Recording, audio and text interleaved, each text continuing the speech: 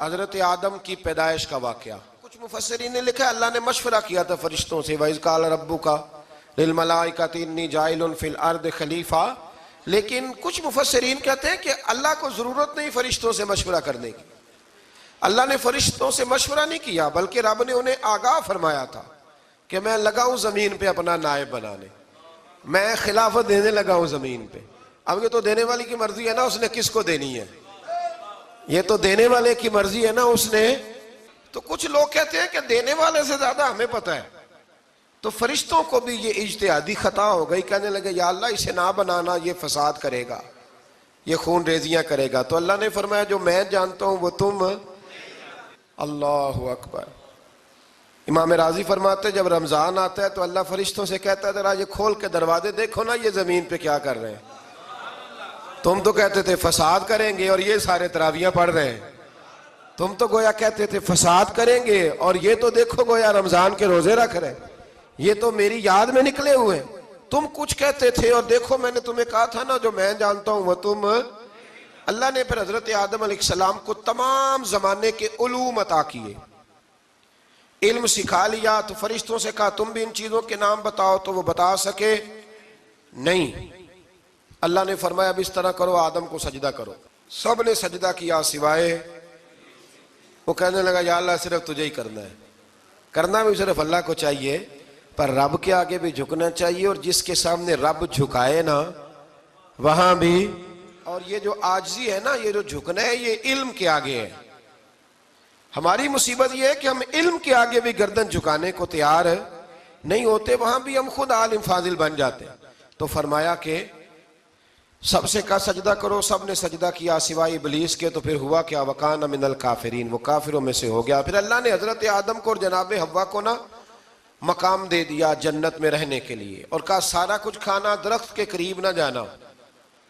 ابھی آپ کسی سے کہہ دیں تھوڑا سا کہ پیچھے نہ دیکھنا، یعنی اگر میری سمجھ لیں ادب کی وجہ سے کوئی 1.5-2 منٹ یا 6 منٹ نہیں بھی نہ دیکھے گا تو سوچے گا ضرور کہ پتہ نہیں اب پیچھے کیا ہے، مصیبت کیا ہے۔ یعنی آپ کہہ کے دیکھ لیں کسی کو، پیچھے نہ دیکھنا، فطرت ہے نا انسان کی، وہ جستجو کرتا ہے، کہا اس درخت کے پاس نہ جانا۔ تو حضرت حوا سلام اللہ علیہ کہتے ہیں دل میں خیال رہتا تھا کہ آخر ہے کیا درخت کے پاس۔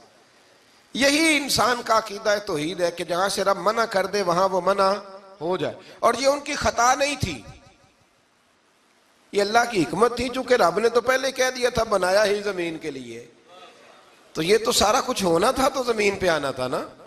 تو حضرت حوا اور جناب آدم کے پاس شیطان آیا، اب اس کو نکال تو دیا تھا پر ابھی اس کا جنت میں آنا جانا بند نہیں ہوا تھا، یہ بھی اللہ کی حکمت تھی۔ تو وہ کہنے لگا تمہیں پتہ ہے بعد میں مر جاؤ گے؟ تو حضرت حوا کہنے لگی کیا موت بھی آئے گی؟ کہاں، اس کی تکلیف بھی بڑی ہوگی، تو پھر بچیں گے کیسے؟ تو کہنے لگے پھل کھا لو اس درخت کا، تو بچنے کے لیے پھل کھایا تھا۔ اس طرح لوگ آج بہت سارے کام بچنے کے لیے کرتے ہیں پر بچ سکتے، بچنے کے لیے پھل کھایا تو اللہ نے فرمایا زمین پہ چلے جاؤ۔ تو حضرت آدم زمین پہ آئے، پھر کئی 100 سال روتے رہے، فَتَلَقَّى آدَمُ مِن رَبِّهِ کَلِمَاتٍ، تو پھر اللہ نے خود ہی جناب آدم کو کچھ کلمے سکھائے۔ علامہ اسماعیل حقی فرماتے ہیں وہ کلمے یہ تھے کہ حضرت آدم نے میرے نبی کا وسیلہ پیش کیا، تو اللہ کریم نے جناب آدم کی دعا کو مقبول فرما لیا۔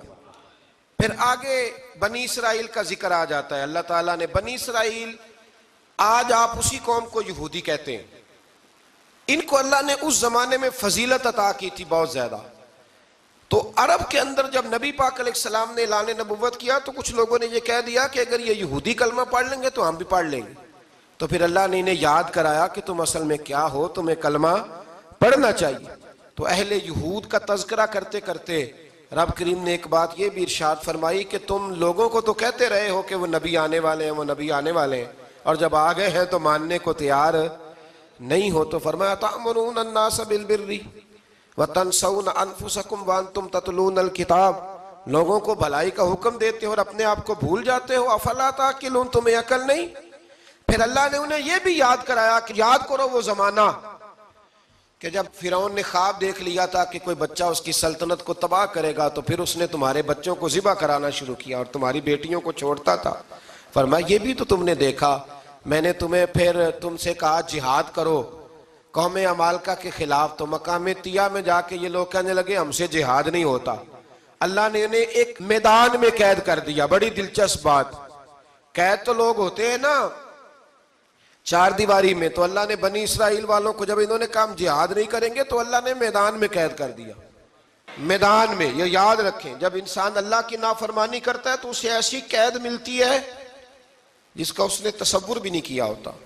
ایک میدان ہے مقام طیہ، قید ہو گئے، سارا دن سفر کرتے تھے، سارا دن، تو رات کو تھک کے سوتے تھے، صبح اٹھتے تھے نا جب، تو وہیں ہوتے تھے جہاں کل صبح چلے تھے۔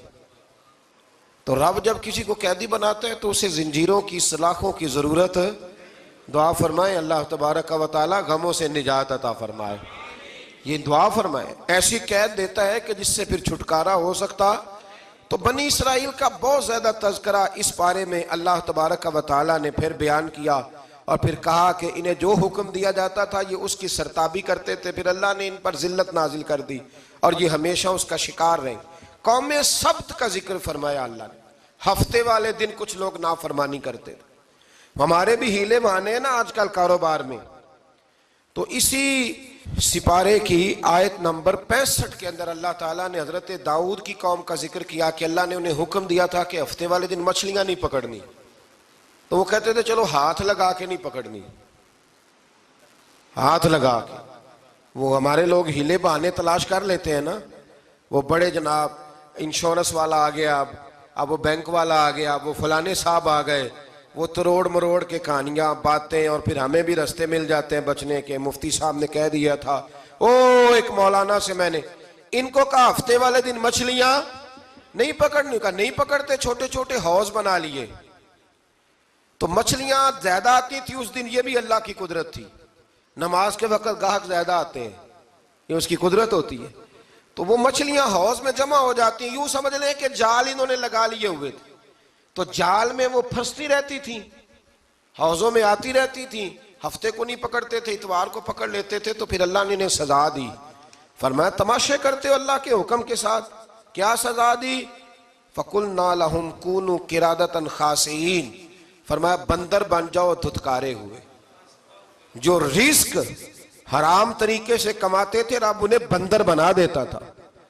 ابھی بھی میں نے دیکھے ہیں بڑے بڑے تاجر پاگلوں جیسی زندگی گزار رہے ہیں، نفسیاتی طور پہ سکون نہیں ہے، کروڑوں روپیہ پڑا ہے۔ کیوں؟ اس لیے کہ رب کے بتائے ہوئے طریقے کے مطابق تجارت نہیں کرتے۔ آگے ایک اور دلچسپ بات آ گئی، بنی اسرائیل کے اندر نا ایک شخص نے اپنے چچا کو قتل کر دیا جائیداد کے لیے۔ یہ دیکھیں کب سے لوگ جائیداد کے لیے قتل کرتے آ رہے ہیں۔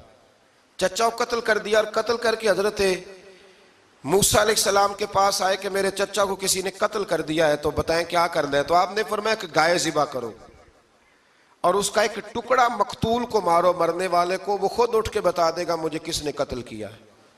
اب ارادہ نہیں تھا گائے ذبح کرنے کا، تو بہانے کرنے لگے۔ ارادہ نہیں نہ ہوتا تو پھر کیا ہوتے ہیں؟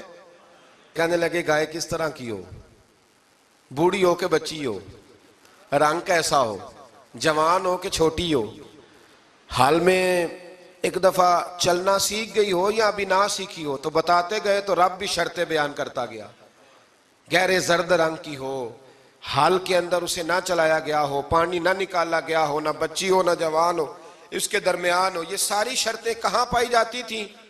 حضرت موسیٰ علیہ السلام کی قوم کا ایک شخص تھا جو اللہ کا ولی تھا، وہ جب انتقال کرنے لگا نا، اللہ اکبر، دیکھو رب ولیوں کی اولادوں پر بھی کتنا فضل فرماتا ہے۔ وہ جب انتقال کرنے لگا تو ایک اس کے پاس چھوٹی سی بچیا تھی، گائے کی بچی، اس نے جنگل میں چھوڑ دی۔ کہنے لگا یا اللہ میں تیرے نام پہ چھوڑتا ہوں، میرا بچہ جوان ہو جائے تو اسے دے دینا، اور تو سرمایہ ہی کوئی نہیں۔ بچہ بڑا ہوا تو بچہ بھی بڑا نیک تھا، اپنی ماں کا بڑا فرما بردار تھا۔ اس کی ماں نے کہا بیٹا تیرے باپ نے ایک گائے چھوڑی تھی، تو بچہ جنگل میں گیا اور جا کے کہنے لگا اے اللہ میری گائے مجھ سے ملا دے، تو رب کریم نے وہ گائے واپس کر دی، وہ گائے گھر لے آیا۔ اب وہ کہنے لگا اماں بیچ دوں، تو اماں کہنے لگی بیٹا میرے پوچھے بغیر نہ بیچنا۔ کئی دفعہ گاہک لگے پر اس نے کہا جب تک میری اماں نہ کہے گی میں بیچوں گا۔ ادھر بنی اسرائیل والے شرطیں جتنی گائے کے بارے میں پوچھ چکے تھے، وہ ساری اسی گائے میں پائی جاتی تھی.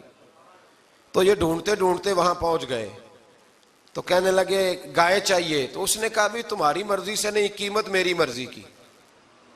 ایک مفسر نے تو یہاں تک لکھا ہے کہ اس نے کہا گائے ذبح کر کے نا، تو جتنا گائے کے اندر گوشت ہوگا نا اتنا ہی کھال کے اندر تم مجھے مال بھر کے دو گے، اتنے ہی سکے بھر کے دو گے، اتنی اشرفیاں بھر کے دو گے تو پھر تمہیں گائے دوں گا. تو پھر یہ گائے انہیں ملی اور یہ گائے لے کر کے آئے.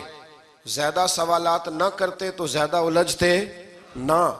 ہم بھی دین کے معاملے میں بڑے سوال جواب کرتے ہیں، اتنا سوال کریں جتنی اس کی ضرورت ہے. ان لوگوں نے سوالات زیادہ کیے تو پھر الجھ زیادہ گئے. تو میرے بھائی اس کا ذکر بھی اللہ تبارک و تعالیٰ نے پہلے پارے کے اندر بیان فرمایا. پھر اللہ کریم نے فرمایا کہ کچھ ایسے لوگ بھی ہیں یہودیوں میں سے جن کا دعویٰ ہو گیا ہے کہ ہم اللہ کے بڑے پیارے ہیں. فرمایا یہ صرف ان کے منہ کی باتیں ہیں، یہ تو قیامت میں پتہ چلے گا نا کہ اللہ کا پیار کس کے ساتھ زیادہ ہے.